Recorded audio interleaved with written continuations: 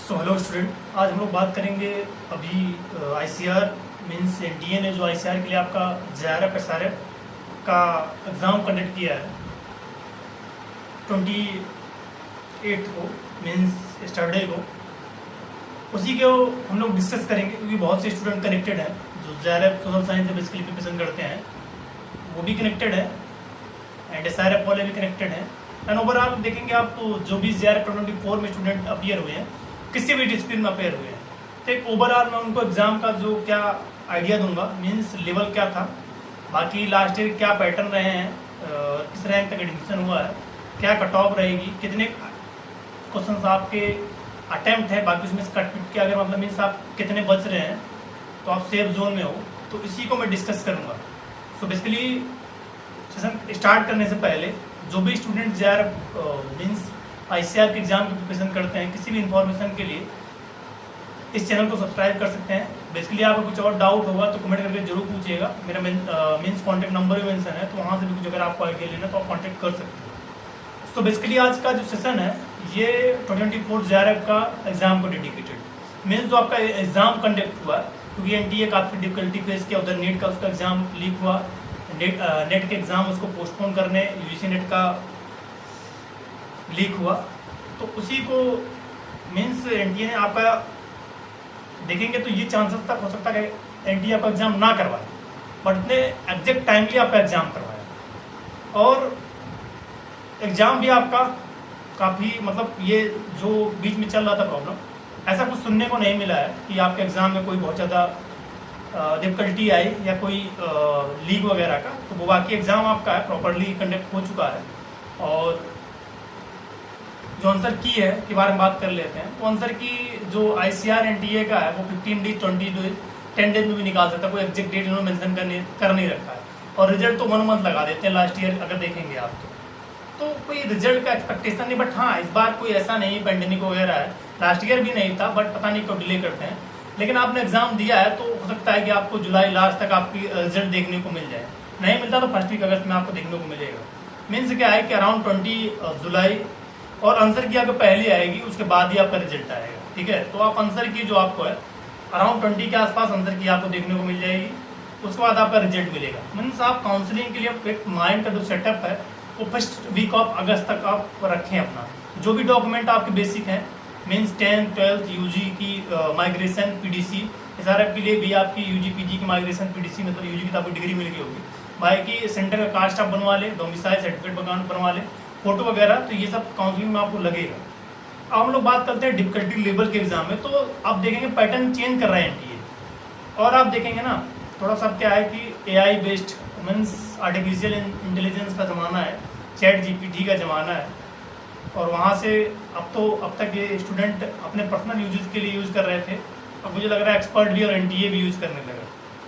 क्योंकि ऐसे स्टेटमेंट बनाना जो मीन्स क्या होता है, कोई भी एक्सपर्ट जो होता है वो किसी रेफरेंस बुक को फॉलो करता है। तो आप देखेंगे क्वेश्चन का जो लेवल है वो रेफरेंस बुक को फॉलो नहीं करेंगे, आप कौन सी बुक पढ़ेंगे। मीन्स अगर हम जेआरएफ सोशल साइंस की बात करें, कोई भी स्टूडेंट सुब्बा रेड्डी पढ़ के जाएगा, एक्सटेंशन कम्युनिकेशन मैनेजमेंट जीआरएफ पढ़ के, भाई वो जेआरएफ बेसिक यूजी के बाद प्रिपरेशन कर रहा है, हैंड बुक कभी नहीं पढ़ के जाएगा। AK सिंह लाखन सिंह पढ़ जाएगा, एक्सटेंशन की इंस्टेंट श्रुति मैम को बुक पढ़ के जाएगा, बाकी के निर्मल रवि कुमार का ऑब्जेक्टिव इकोनॉमिक्स पढ़ के जाएगा, सुनील बीजी सर की ऑब्जेक्टिव एक्सटेंशन में पढ़ के जाएगा, एक सुभाष चंद्रा की an introduction to agriculture social sciences पढ़ के जाएगा। बहुत पढ़ के जाएगा, बहुत पढ़ने वाला तो वीटू राजू फार्मर में बहुत, अगर 2 साल पहले सीरियस कैंडिडेट है, और ये संदूक कम्युनिकेशन पढ़ के जाएगा। इतना पढ़ के जाएगा वो। जो एसआरएफ वाला स्टूडेंट है वो जाके कई पुण्य स्वामी सर की ऑब्जेक्टिव बुक छुएगा, हैंड बुक छुएगा, बाकी अभी राघवेंद्र चौधरी सर की बुक आई वो टच करेगा, जेआरएफ वाला स्टूडेंट नहीं टच करेगा। तो ओवरऑल एक्सटेंशन का जो पोर्शन था वो स्टूडेंट ने जो मेरे को रिव्यू दिया वो उनका बहुत अच्छा मतलब मीन्स क्या है, वहाँ क्वेश्चन से इजीली अटेम्प्ट हुए हैं और क्वेश्चन भी सही थे जो जिस हिसाब से उन्होंने पूछा। बाकी इकोनॉमिक्स में क्या था, बेसिक कुछ क्वेश्चन थे और बाकी कॉन्सेप्टलाइज क्वेश्चन थे, जब तक आप डेप्थ नॉलेज नहीं करोगे तो नहीं कर पाओगे। तो ये थोड़ा सा आपको जो अभी 25 में अपीयर होने वाले हैं, इस चीज़ को आपको माइंड सेटअप रखना है कि आपको थोड़ा सा वन लाइनर और ऑब्जेक्टिव से भी बचना है, आपको टेक्स्ट बुक फॉलो करनी है। ठीक है, टेक्स्ट बुक। बाकी जो ओवरऑल इस बार जो आपका गुड अटेम्प्ट बोल सकते हैं, अगर आपने गुड अटेम्प्ट बोल रहा हूँ भाई, सुपीरियर जो है वो 100+ जाएगा। बाकी आपने 90 85 अगर आपने अटेम्प्ट किए तो आपका गुड अटेम्प्ट। और अटेम्प्ट नहीं है कि कट ऑफ जाने वाले, अटेम्प्ट में से आप बहुत अच्छा आप करेंगे ना तो वो भी आप 15 माइनस कर लो।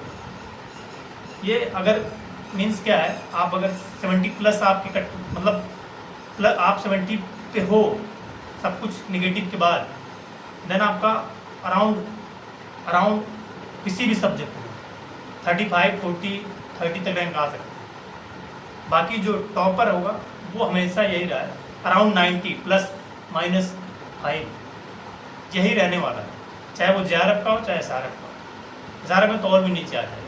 इस हिसाब से हर सब्जेक्ट का है यही पैटर्न, आपने खुद एग्जाम दिया देखा होगा, इतना इजी एग्जाम नहीं होता है। बाकी वहाँ पे क्योंकि यहाँ पे देखने के बाद आपको लगता है कि चीज़ें ईजी है, वहाँ जब आप अटेम्प्ट करोगे एग्जाम का प्रेशर रहता है, 2 घंटे रिकॉल नहीं हो पाता कभी, क्योंकि तो ये चीज़ें हैं। अगर आप क्या है 70 प्लस हैं और अगर आपने 60 प्लस किए हैं SRF में तो आप एडमिशन आपको हो जाएगा, क्योंकि नॉन SRF सीटें बहुत हैं। भाई फेलोशिप की सीट आपको लेना है तो आप फिर 75 क्वेश्चन होना चाहिए आपको, विदाउट फेलोशिप पे आप 50, 55, 60 क्वेश्चन भी हो जाएगा। वही हाल JRF में है, जो स्टूडेंट फेलोशिप के लिए जाना चाह रहे हैं उससे एटलीस्ट उनके 80 क्वेश्चन होने चाहिए, 75, 80। और नॉन SRF वाले तो लास्ट वहाँ भी 60, 75 और 55 क्वेश्चन होगा, अकॉर्डिंग टू योर कैटेगरी भी डिपेंड करेगा। तो ये बेसिकली एग्जाम का रिव्यू था। एक्सटेंशन का भी जैसे मॉडल से कम्युनिकेशन से आया था क्वेश्चन, रिसेंट की जो स्कीम चली है गवर्नमेंट की वो भी क्वेश्चन आगे पूछे गए थे, आत्मा से आपको क्वेश्चन पूछे गए थे, बाकी LATP से आपको क्वेश्चन पूछा गया था, KVK से भी क्वेश्चन पूछा गया था, और फंडामेंटल पोर्शन से भी एक्सटेंशन से पूछे गए थे, रूरल डेवलपमेंट से क्वेश्चन पूछे गए थे, अडॉप्शन डिफिजन से क्वेश्चन आपको पूछे गए थे, इकोनॉमिक्स में भी डिमांड से था, इलेक्ट्रिसिटी से था, आपकी नेशनल इनकम से था, तो ये सब क्वेश्चन थे। SRF में भी पैटर्न थोड़ा सा ब्रॉड बेस्ड था, ये सब चीज़ें हैं। बाकी KCC से भी क्वेश्चन था जो SRF में था शायद। तो आई होप आपको जो एक माइंड सेटअप है, आप अपना जो भी डॉक्यूमेंट है वो प्रिपेयर कर लें। बाकी अगर आपका एग्जाम बहुत सही नहीं हुआ तो आप स्टेट में भी काउंसलिंग स्टार्ट होगी, अपना स्टेट में एडमिशन करवा के एक सीट सिक्योर कर लें।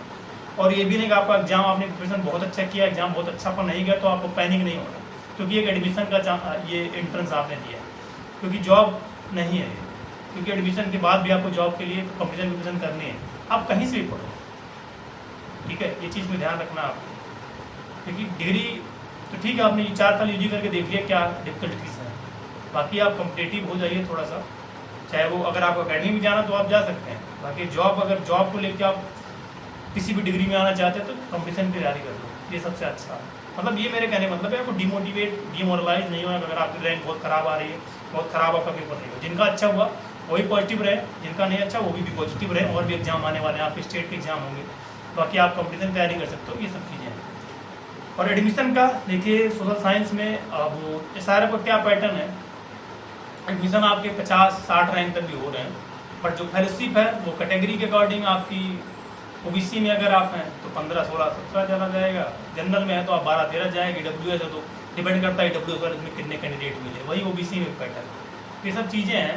बाकी JRF में भी टॉप 30 में आप हो तो IRI NDRI पद अगर आप जा रहे हो 50 तक हो तो आप PU भी जा सकते हैं, बाकी 100 तक हैं तो आपको जो टॉप की यूनिवर्सिटीज़ हैं वो मिल जाएंगी।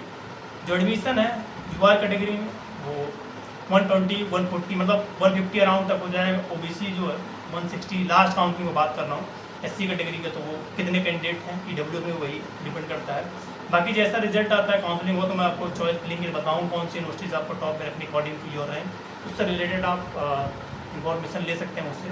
पहली बार आप विजिट कर रहे हैं तो सब्सक्राइब जरूर करिएगा हमारे चैनल को, अपने फ्रेंड तक जूनियर तक जरूर शेयर करिएगा। आई होप जो भी आपके डाउट थे बेसिक वो मैंने क्लियर किया, कुछ अगर आपके डाउट होंगे तो कमेंट करके जरूर पूछिएगा। Thank you for listening.